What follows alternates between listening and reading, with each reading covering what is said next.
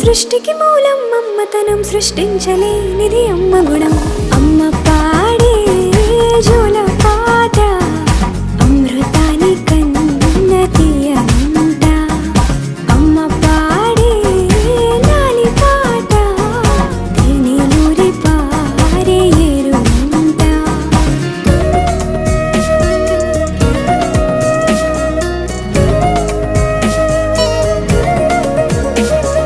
నింగిని తాకే మేడలకి పునాది రాయి అమ్మా, అందం పొందిన ప్రతిశిలకి యులిగాయం అమ్మా.